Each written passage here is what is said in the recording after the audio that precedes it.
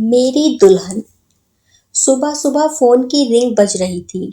मैं बहुत ही प्यारे सपने में खोया था।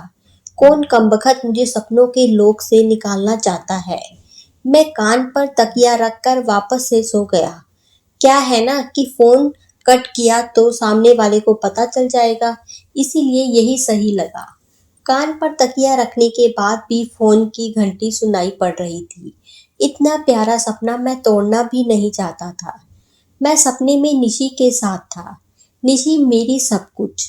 मैं कब से उसे चाहता था, पर वह बोली नहीं। रोहन, प्यार के बंधन से दोस्ती का बंधन ज्यादा अच्छा होता है। क्यों तुम मुझे सिर्फ एक दोस्त की तरह अपने जीवन में जगह नहीं दे सकते?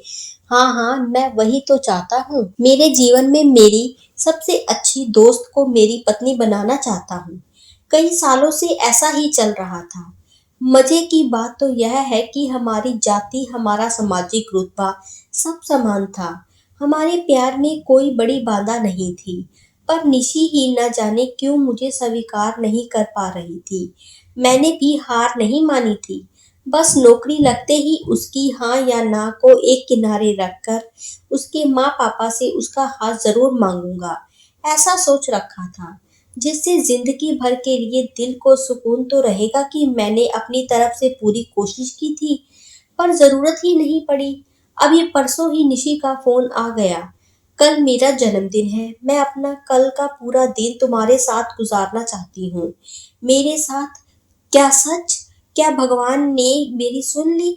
मैं खुश हो पाता इससे पहले ही वह बोली, एक दोस्त की तरह, सिर्फ एक दोस्त की तरह ही समझे। मैंने कहा कि तुम बोलो तो सब दोस्तों के साथ पार्टी करते हैं। वह बोली, नहीं, उसकी जरूरत नहीं। कल का दिन सिर्फ तुम्हारे साथ। सुबह जब तुम चाहो से लेकर शाम 6 बजे तक। शाम को 7 बजे मेरे जन्मदिन की पार्टी है। मेरे घर पर सब दोस्तों को बुलाया है। तुम भी आना। लगातार बजती घंटी से नींद आखिर टूट ही गई। निशी के साथ का सुंदर सपना मेरे होठों पर मुस्कान और दिल में उमंग भर रहा था। मैं उठा, बगैर मोबाइल देखे निशी के खूबसूरत सपने को आंखों में भरे भरे ही नित्य कर्म करने लगा।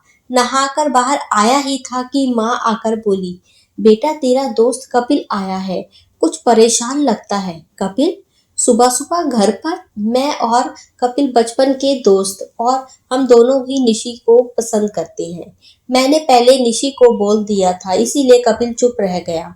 पर निशी के हाँ ना कहने के कारण उसे अभी भी उम्मीद थी। वैसे भी हम दोनों की उम्मीद नौकरी पर टिकी थी। जिसकी नौकरी पहले लग जाएगी वह जाकर निशी के माँ पापा से बात कर लेगा। हमारी दोस्ती अजीब है ना, पर हम यह तय कर चुके थे कि जो भी फैसला हो दूसरे को खुले मन से स्वीकार करना ही होगा। मैं कपड़े डालते हुए बाहर आया। कपिल मुझे देखते ही मेरे गले लग गया और रोते हुए बोला, भाई निशी ने खुदकुशी कर ली। खुदकुशी?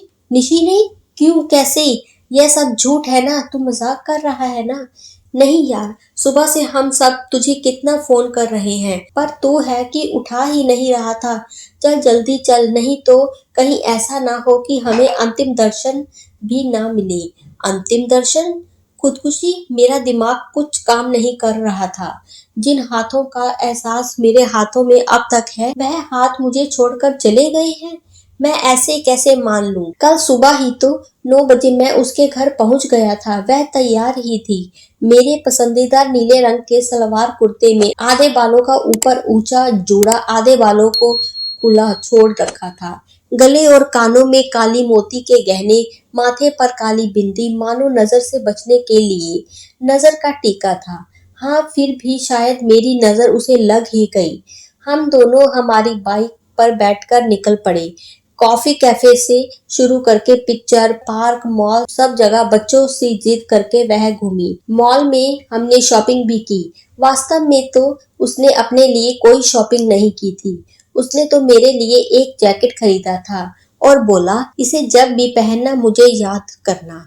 और मैंने कहा था, मैं चाहता हूँ हर बार इसे तुम ही मुझे पहनाओ।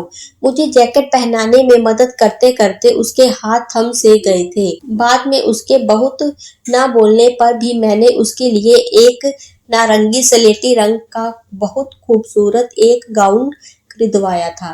पहले तो वह खरीदने को तैयार ही नहीं हो रही थी, फिर पता नहीं उसे क्या हुआ, उसने उससे मैचिंग गहने, चूड़ियां, कंगन, बिंदी सब खरीद लिए।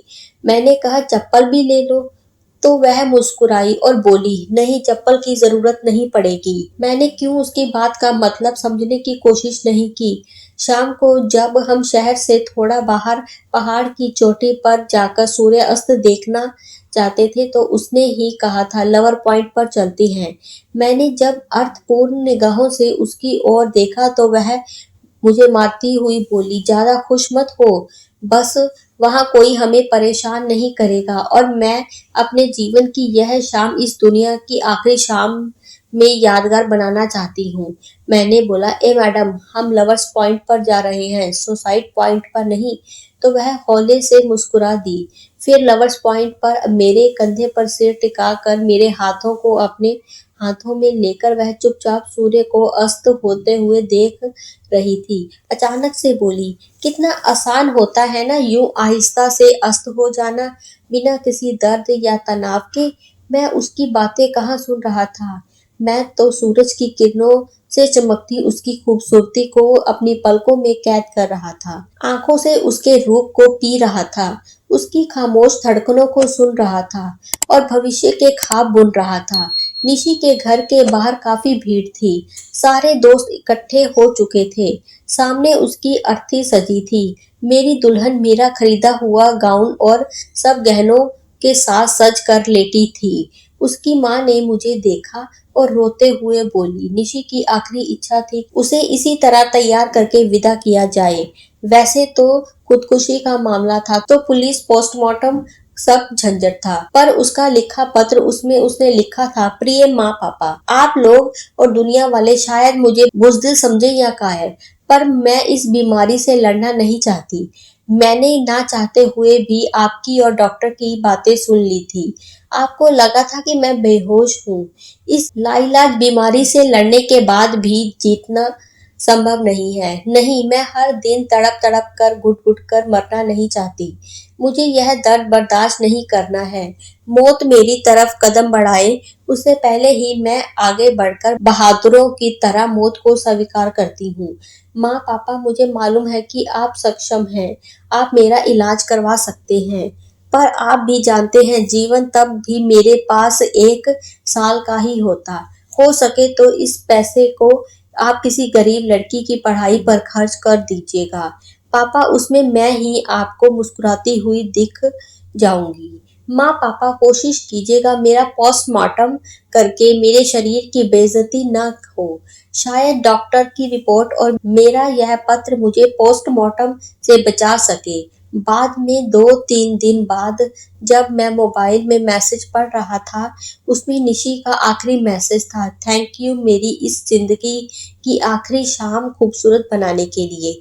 तुम्हारी पत्नी तो नहीं बन पाई कि अगले 7 जन्मों तक तुम्हें पाने का, तुमसे मिलने का सौभाग्य मिले। तुम शादी जरूर करना। मैं कोशिश करूंगी कि तुम्हारी बेटी बनकर आऊंगी, तुम्हारा अधूरा प्यार पाने के लिए। उम्मीद करती हूँ ये स्टोरी आपको पसंद आई होगी। हमें अपनी राय ज़रूर बताएं। कहानी पसंद आई हो तो चैनल को लाइक, कमेंट्स और शेयर ज़रूर करें। चैनल पर आप नए हैं तो चैनल को सब्सक्राइब ज़रूर करें। धन्यवाद।